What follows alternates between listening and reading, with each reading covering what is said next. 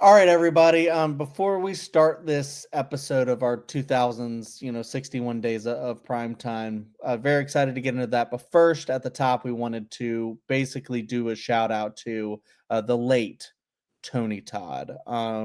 He died apparently 2 days ago, November 6th. So recording on the 8th. So this is a little bit. This will probably actually get released a little bit later, where you will have already known about it. But we did want to give him a shout out. So he is a legend, of course. He's got an iconic voice, iconic face.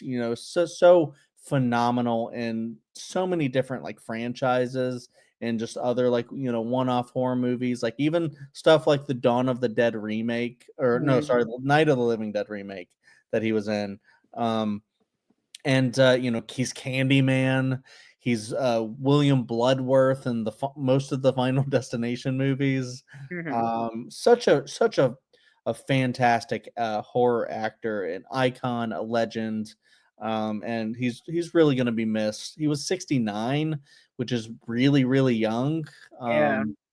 But yes, sometimes that happens. But yeah, it's really really sad to see Tony Todd no longer be with us. And I think he did though get filming in for Final Destination Bloodlines, which not that important. It's not like what can you do for us. It's sad that he's gone, but it is kind of cool that was still able to get into that final movie, because it's his big legacy.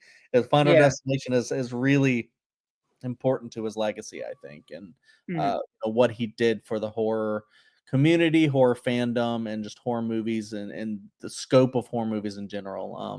But yeah, Hunter, Carrie, do you guys have any thoughts of Tony Todd, real quick? Be Carrie, you my want to start? victim. Yeah. Yeah, it's just really sad news because he was such a great actor and he seemed like a genuine like person. Like I've only like heard good things about him from Mhm. people who have met him. Um, and yeah, it's a real loss. I'm grateful though that we got to experience him as an actor. Yeah. Yeah, I agree. First off, shout out to his family. Hope they are, take your time to grieve because it is a huge loss. But yeah, man, Tony Todd, Candyman, Tales from the Hood, just Final Destination, so many iconic roles that you know him from. Even if you don't know his face, you know his voice. He's got a very, very great voice. Yeah. Um, and yeah, as Carrie said, I've never heard a bad word said by anybody when they have met Tony Todd at conventions or when they've worked with him on sets. Like he's always seemed to be like a genuine great human being, and it's so sad that we lost him today. Yeah, yeah. I kind of wish I could have gotten to meet him, but you know, Same. it is what it is. But yeah, we'll do a quick line, and then we'll do a moment of silence, and then we'll get to the episode. So be my victim. I was going to use that one. Do it. Be my victim. Carrie, do you want to do it? All right.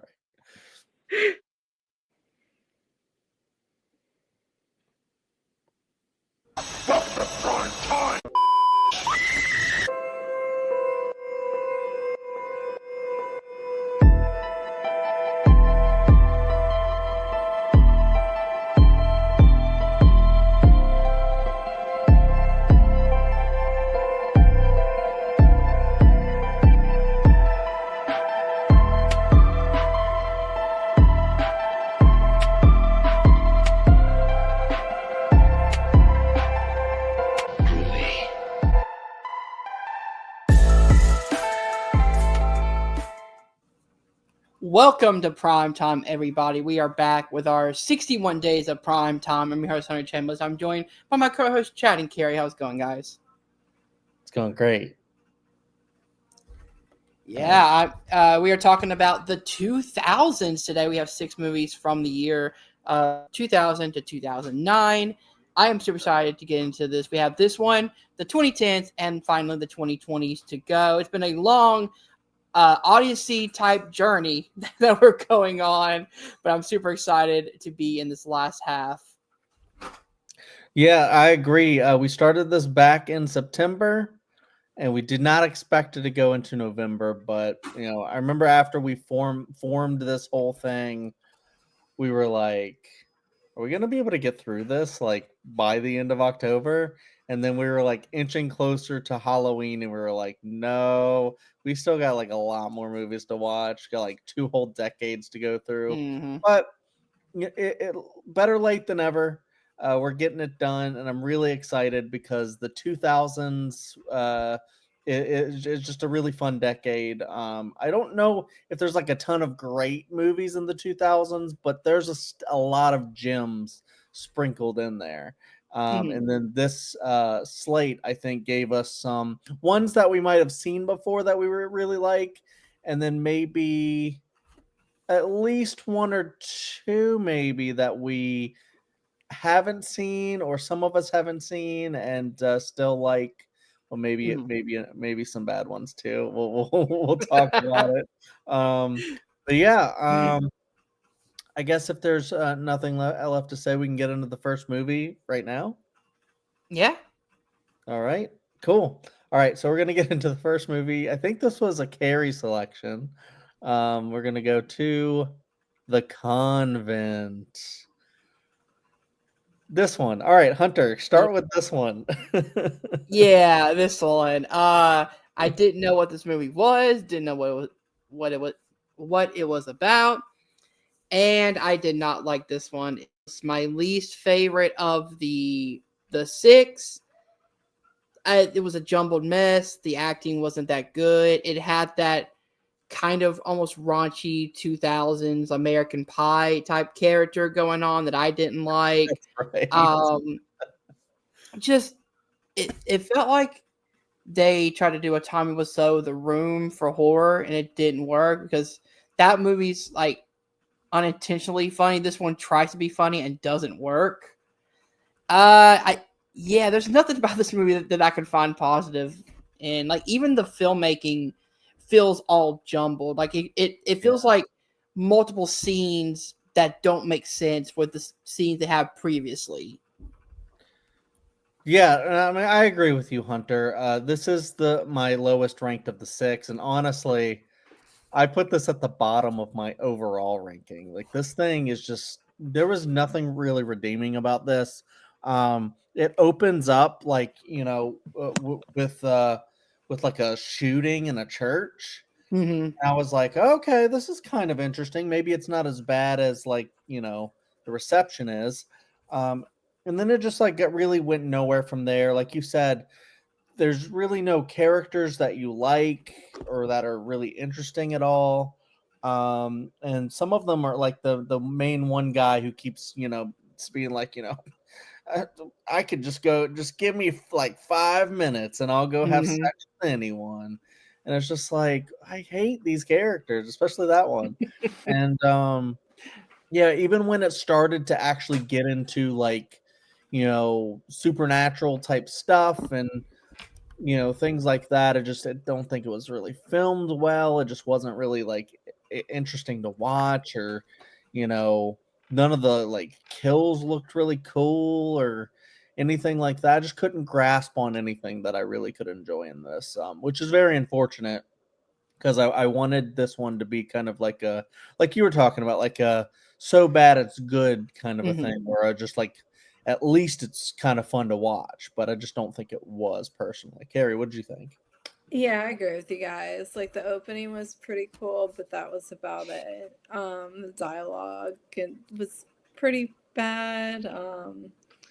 Yeah, not I wouldn't really watch this one again, I don't think. Yeah, this is probably on my lower end of the overall as well. All right. All right. Well, that one was really short to talking about that one just because it's so bad. Like we just don't have much to say about it at all, unfortunately. So let's move on to one I'm kind of nostalgic about. Pitch Black, fight evil with evil. It's not a part of the title. That's like a tagline, I guess. But yeah, Pitch Black. I'll start with this one. It's good because, like I said, I'm a little nostalgic about it. So my sister used to have like a lot of like DVDs and stuff like that. You know, remember she had like Batman Begins and a lot of different things. And a lot of movies that I saw like for the first time and stuff was because of movies that she would have or that she watched. And I remember she had like a really big phase where she just loved Vin Diesel. And like he was kind of like We all have those phases. yeah, but like he was kind of like the it actor back then. I mean, if you look at like this Pitch Black, if you look at the Fast and the Furious, Triple X, like Mhm. in the late The 90s, pacifier.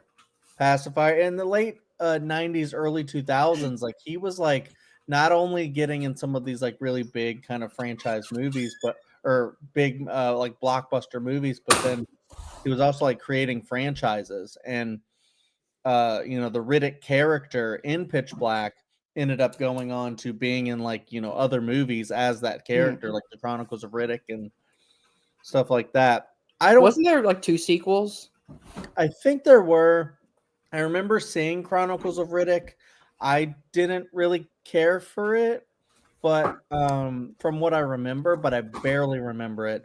And I didn't remember a lot from this movie like before we rewatched it. But I remembered like enough to kind of be excited to rewatch it. And I like this one. The problem with it is very 2000, so it's filmed very 2000s. The lighting is often very strange. Um and so and the you know the obviously the effects with the creatures is very strange and you know kind of off. It sometimes feels a little bit like Buffy and and stuff like that where it has like those kinds of effects that are just like from those days that are feel very dated today but might have even felt a little dated back then as well. I think what we have going for this one is I think some of the acting's pretty good and I like the writing of it. I just think it's like a really cool concept being trapped on like this planet and like it's inhabited by these creatures that can only get you in the dark or something like that. Yet Riddick is like gifted with this like you know special sight ability where he can kind of see in pitch black and stuff like that. And then there's you have like all of these dynamics between all of the characters and you know some of them don't like each other and some of them do and it's just like interesting to see how they all get along and then deal with this threat together. And I just think Riddick is also a cool character and stuff. So yeah, I think this one is pretty cool. Not like one of the best movies or anything like that. I won't praise it that high, but I did like you know the story and how everything plays. I think it's just really cool, cool concept. It feels like a pre kind of Dune a little bit because they're like kind of trapped on like a sand planet and you know you got creatures and stuff like Didn't Dune come out before? well, yeah. No, I'm not saying like this Oh. inspired Dune or anything like that. Oh, okay. I was Dune- like, hold on. I'm Dune's an pretty sure older Dune came out book. in the 70s. Of course, yeah. No. But I'm saying like I can see like similarities to it. Kind of gave me those kind of vibes, but you know, also other vibes because we got a lot of I think you know, there's kind of like an Event Horizon kind of thing as well, like you know, space horror kind of a deal. You know, even though this takes place like on a planet. But yeah, really cool movie. I like it a little bit, but I think a lot of it's nostalgia on my part too. But Carrie, I don't know if you like this movie. What'd you think? I did not really like this movie. It's a vibe. It is like that exact like late 90s, early 2000s when that was like Vin Diesel's moment kind of vibe and like I was not a part of that moment at that time, and I think watching this movie now, it just I don't have any nostalgia for it or anything. Um, yeah, there were parts of it that were kind of interesting. I would maybe, I think this concept could be really good in like a more updated movie, maybe. Um, but yeah, I couldn't get into it. I think like, and some of the filming was really weird. Like, yeah, I can understand why people liked it, especially at the time. But I think it just wasn't for me. Oh, another thing that it kind of feels like Firefly, although it doesn't have the same humor to it. Yeah, yeah, I can see that. Um, so I'm in the middle of this movie. I think there's some really cool action scenes and some really cool moments, especially. I think some of the background information we get on Riddick, I think is really cool. Like he's this prisoner, and you don't really get a lot of what he did to be a prisoner. It slowly like drips you information, which I appreciate. Um, I love Keith David in almost everything he does, so seeing him was a warm welcome. Um, but it to me it tried so hard to be other movies that it wasn't original enough in the sea of Alien and Aliens and Event Horizon. It seemed like it took parts of, as you said, Dune, parts of Alien, parts of all these type of early 2000s space movies that were really popular in the early 2000s. And it kind of got lost in the mix, and it felt like it wasn't its own thing. It wasn't trying to set out and be its own thing. It was trying to be almost copies of other things, like with kind of an original character mixed into it. I just wish that we got a really good world building, series around it, because we had Chronicles Riddick, and then there's a 2013 Riddick movie, like a reboot, I think. Mm-hmm. But we never get to establish the world. It just feels like a random planet. We don't really know, if there's other planets like that out there. Or I wish it expanded the world like a Dune would do. So I'm in the middle on this one. Not really the worst, but not really the best. I'm just kind of stuck in the middle with it. Yeah, honestly, like when you were talking, what got me thinking about was maybe like if this were made today, they would have done like a mini series or something like that. Yeah, or get somebody like a Fede Alvarez to do like a 2.5 hour movie. I could see that. Yeah, yeah, yeah, for Yeah. sure. No, because I think both of your criticisms are super valid. Mm. I think you just have to like the vibe of the movie and the kind of Oh like yeah. time capsule that it is. Because honestly, I like this more than stuff like Event Horizon. Although I acknowledge that like that came first, so that was maybe like an influence on it and stuff like that. So Yeah. you can see a lot of like how this movie was influenced by a lot of other things and whatnot. But yeah, all right. So let's move on to. I think this was a carry pick. Ring Zero. I think it's titled Birthday. Yeah, Ring Zero and then Birthday is a Birthday. subtitle. Carrie, do you want to start with that one? Okay, you said this like I think this was a Carrie pick. I liked this movie. I thought it was good. I thought it was scary. You're reading too much into the way I said.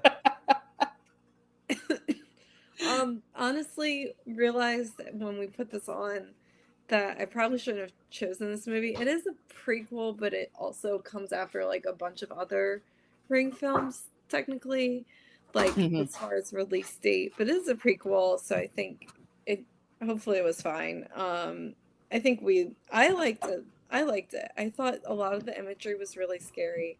The plot is like kind of confusing. You can't really think too much about it, but it's not bad. Like it's kind of fun. and I thought it was like a nice little like a flavor of these Ring kind of sequel movies. I haven't. This is the first one besides like the original Ringu and the American remake that I've seen. But like based on this, like I would continue to watch these Ring sequels if they're like kind of similar. Mm-hmm. So on to me. Yeah, I couldn't get into this one. I don't know what it was. Nothing in the movie really captured my attention, and that's probably because I've seen The Ring, I've seen Ringu, and it does that, but it doesn't give us the outcome of Samara. Like, you know, like Samara's kind of in the background, and you get to know the history, which is cool. But I just didn't care about the characters. And when it's a story-driven movie like this, I have to kind of fall in love with the characters, be able to follow their story. And the great thing about the American remake or Ringu is that you have a central villain that is a threat. Going into this one, I knew it was a prequel, so I knew we wouldn't get a lot with Samara. So yeah, I couldn't really connect with this one. Okay, fair. All right, so a slight correction with Hunter, because Hunter he's very American. Okay, it's not Samara, it's Sadako. Yeah, Sadako. Yeah, I'm also tired, so That's okay. My buddy was working hard today, so you got to cut him slack. No, we'll do it later. I wanted to cut. I'm gonna cut here real quick because I wanted to at the top do a Tony Todd thing. Do you want to do that real quick? Yeah. Why don't we just do it at the end? Just do it at the end. I'll remember. Yeah. All right. So cut back in. So yeah, I mean, like Hunter was with Pitch Black, I'm a little bit on the fence with this one. When you watch the original Ringu, like I love that movie, and I think it's because like I don't know, I just love like the slow burn nature of it, and I love how sure Sadako is like a scary, like supernatural, entity kind of a deal, but like she was also like like a young girl who was murdered. And I feel like you really feel that. And actually, you feel that with the American remake and this one too. I think, they do a great job doing that, where you just get so sad when you like see that this was like a murdered girl in a well. And so I think like hearing about a prequel sounds kind of interesting. And like knowing that it was like adapted from a book and there's a lot of different like not remakes but like sequels and stuff like that to expand the story. I think that's actually kind of interesting.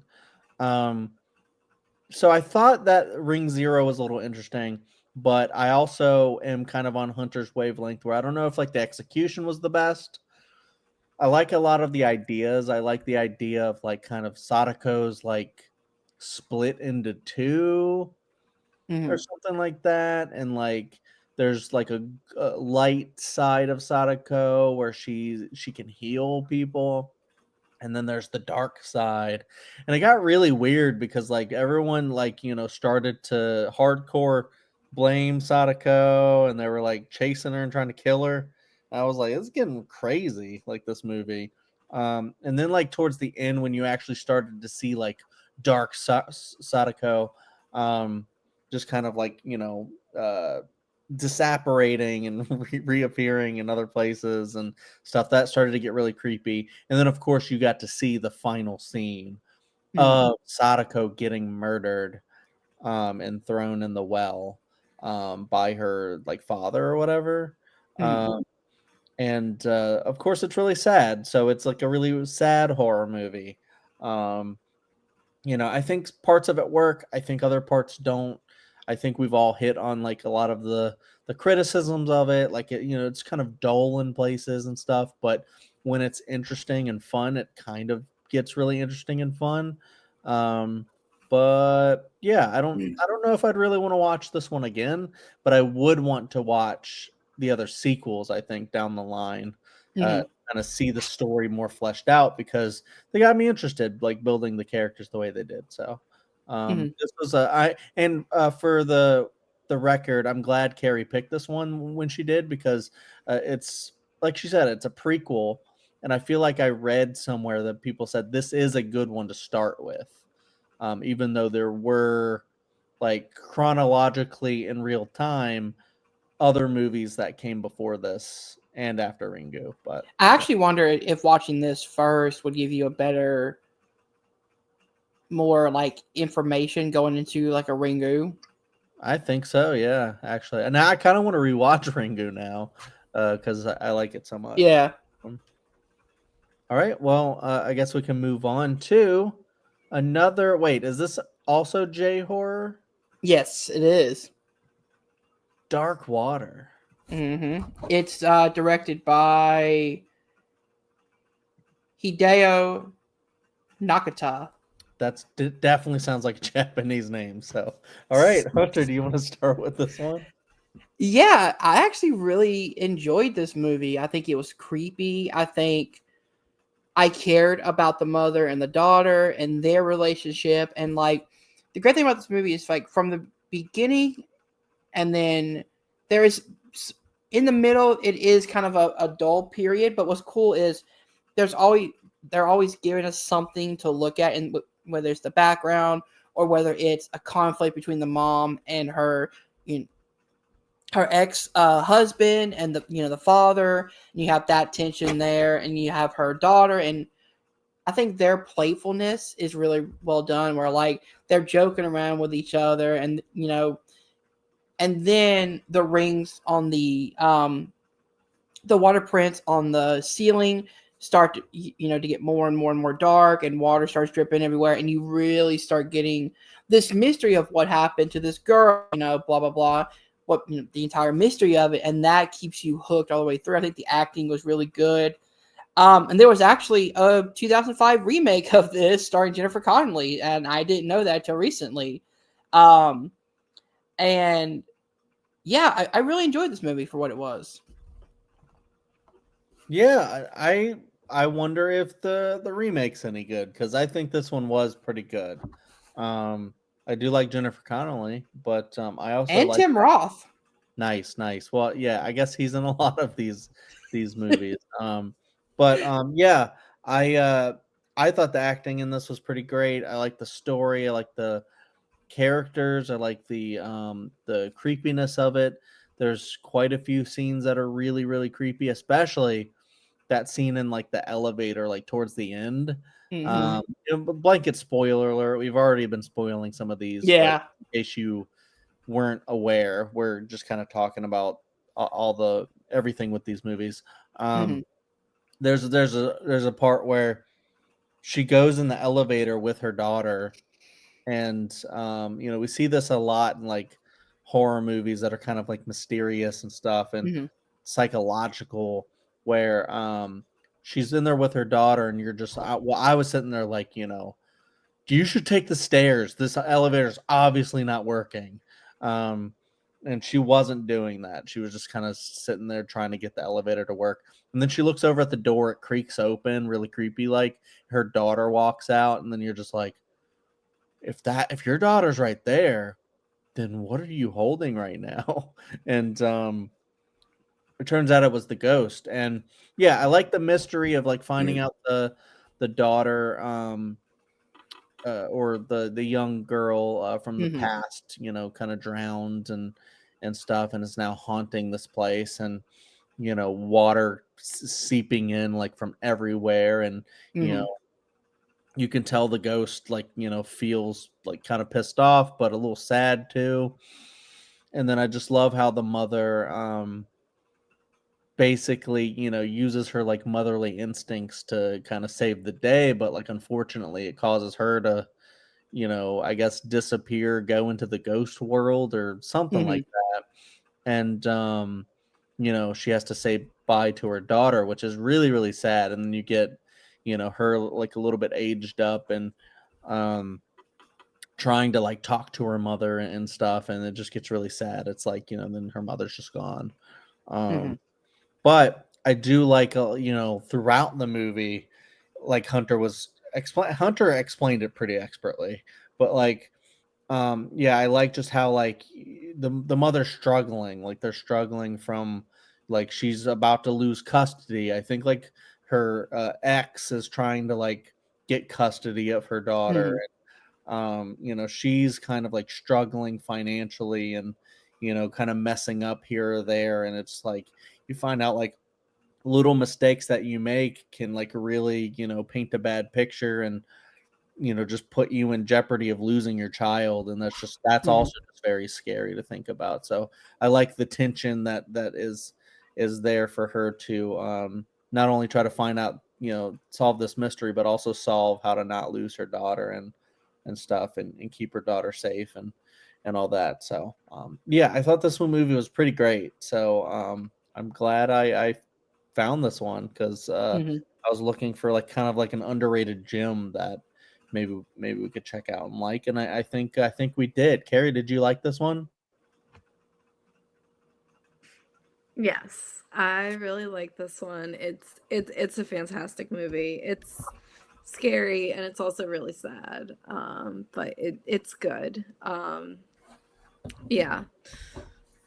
Uh, I don't know what else to say. It's sad and scary and good, and so if you Mhm. want that combo.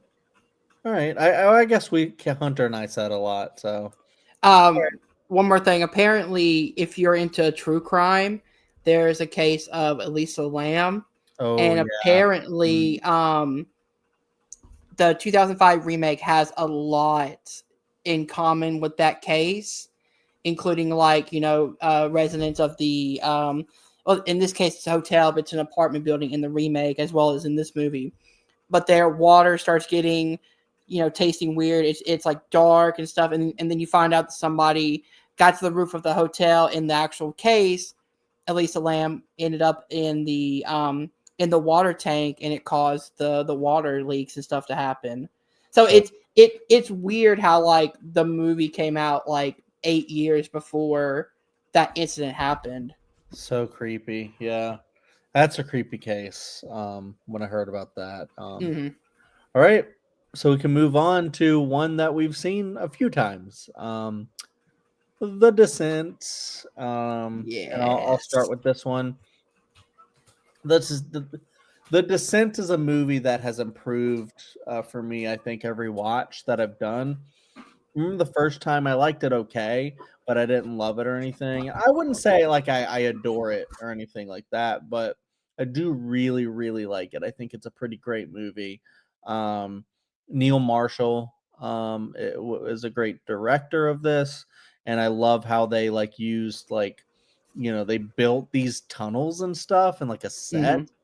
and I just think that's like really cool because it doesn't look like a set at all. It just looks like they're spelunking in a cave.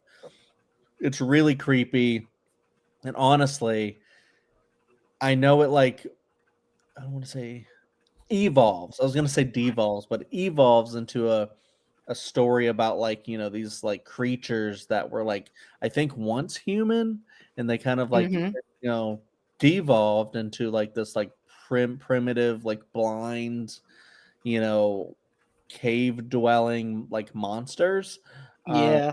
and without that, I still think it's an incredibly scary movie. I don't think it needed those, but I think it adds like a fun kind of monster movie twist to it that goes like, oh, now we got to deal with this shit.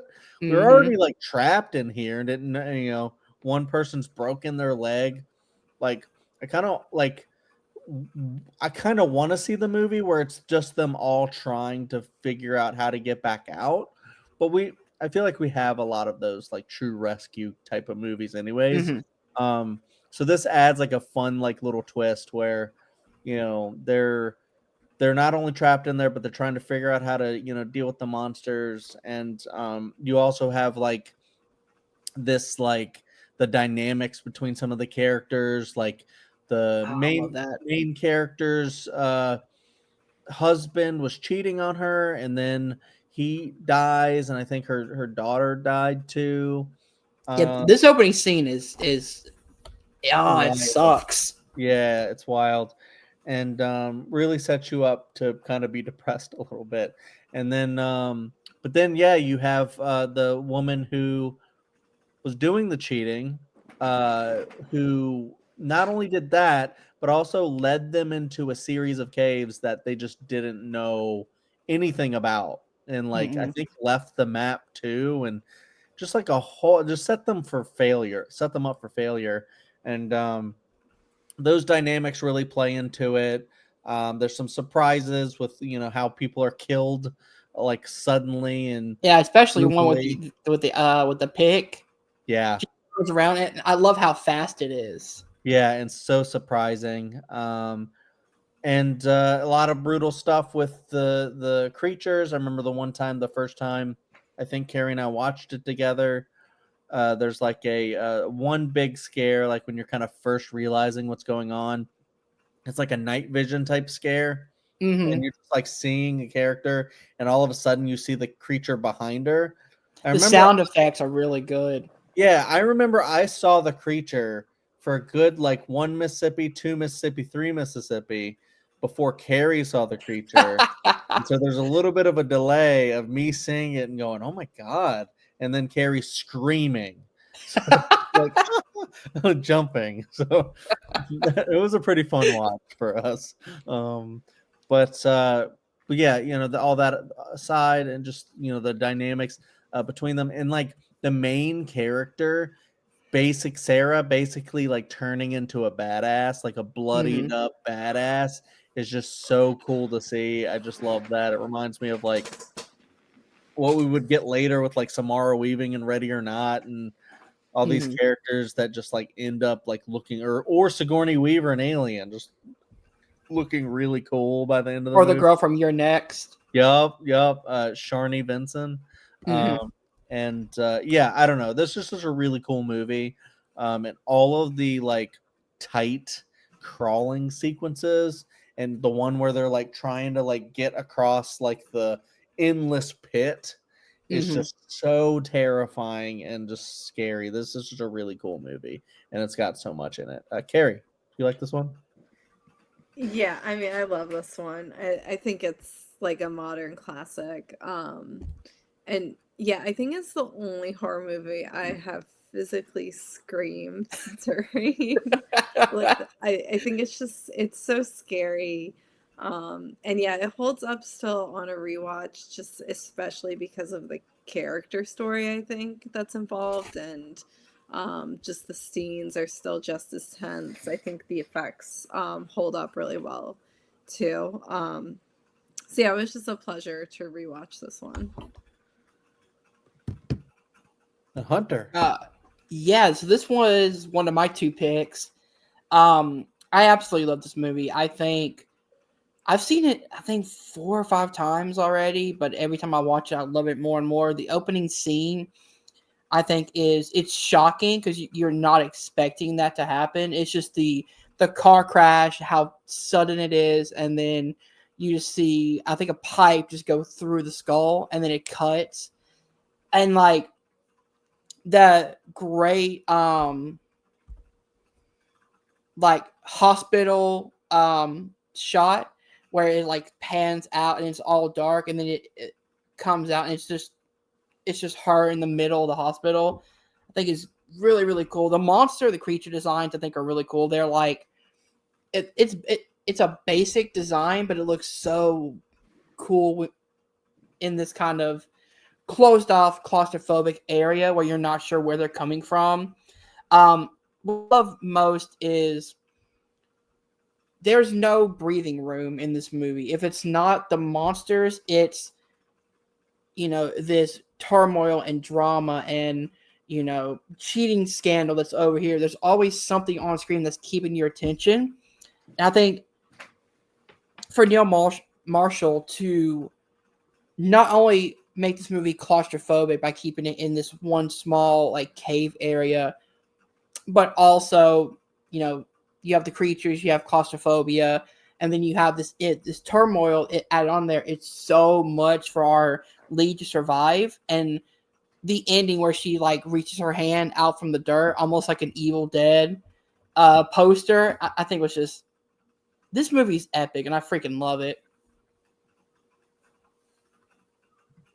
Yeah. Also, the cool thing too is that this has like two endings. It has the alternate. Mm-hmm.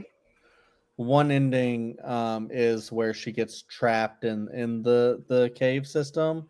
That's the depressing one, because like she sees her daughter and it's her birthday, and then it like pans out and you see that she's still in the cave with the creatures surrounding her. I don't know if I like that ending. Yeah, and then there's one where she basically cripples, I think, the one woman and leaves her to die.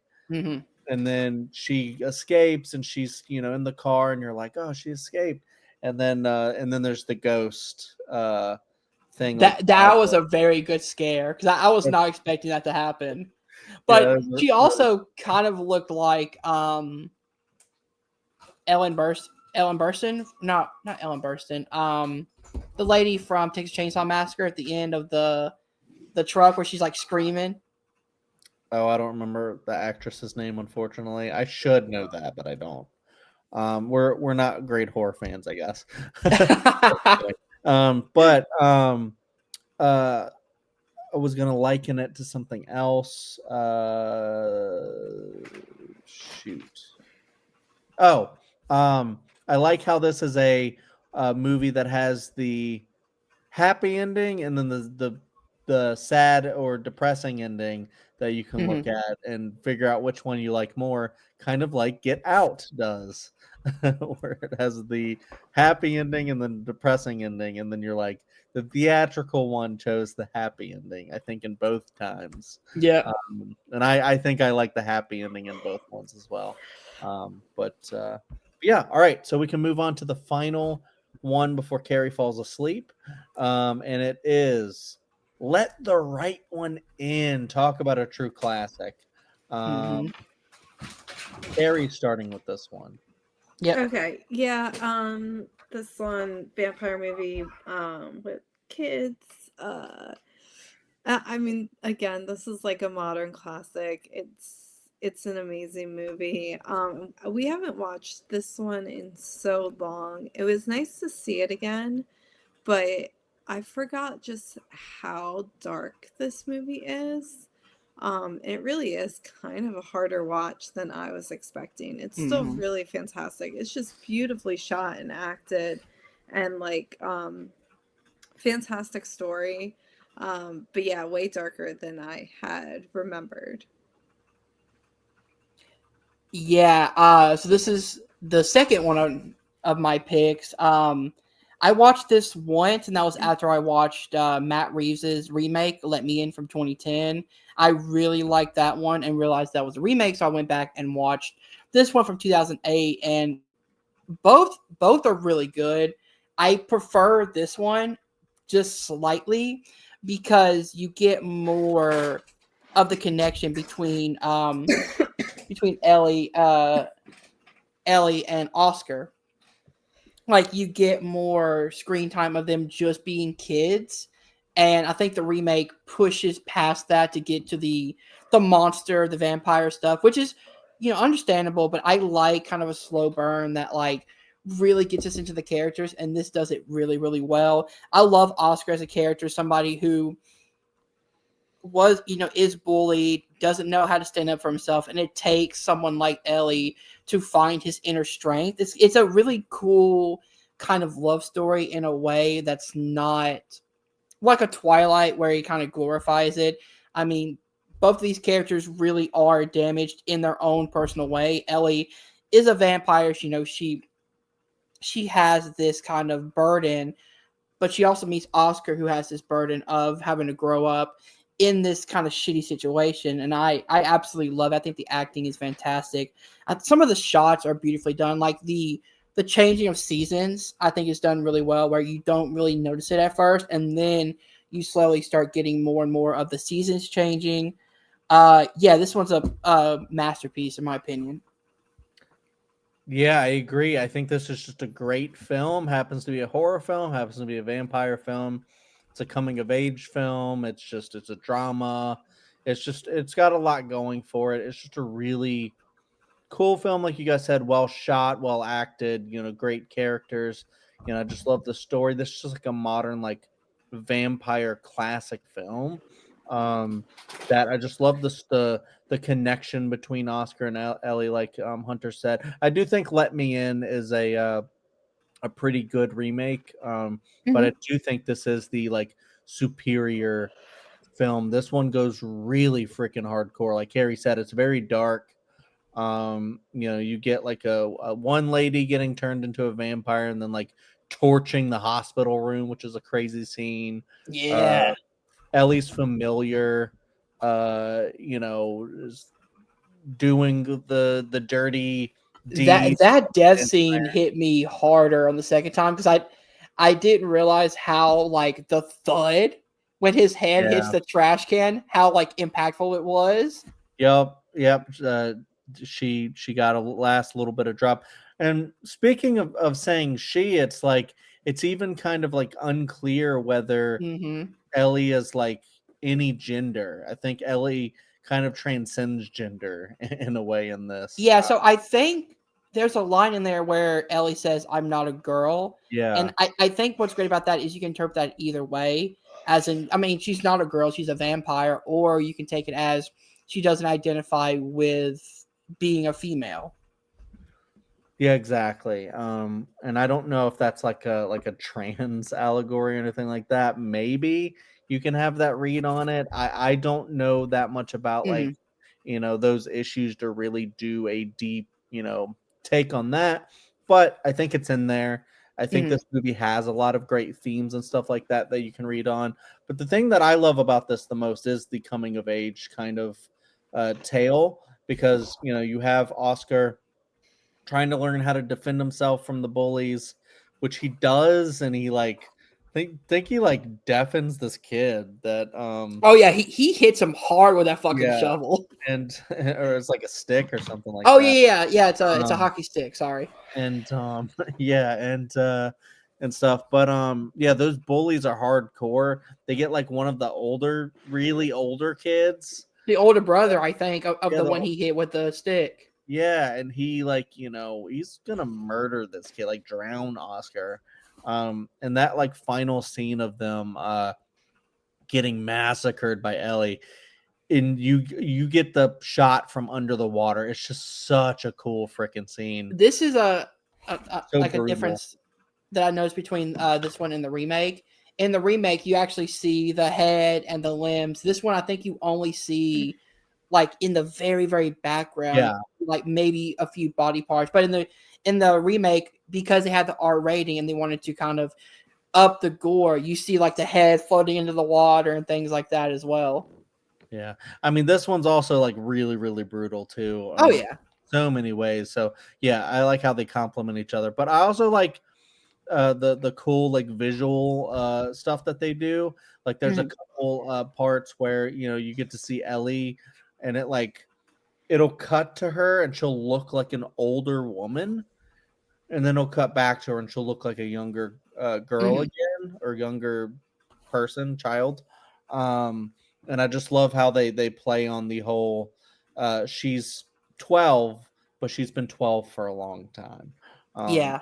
kind of a deal, and like how she's just kind of like ageless and genderless, and just a really really cool creature. And I just love her like protection of Oscar. I also love how it ends with them like on a train together, and she By the way, they're knocking like their sign to yeah. UK. Apparently, Ellie types the word "kiss" in code, and then he responds back with "kiss." I didn't know what they were Oh, saying.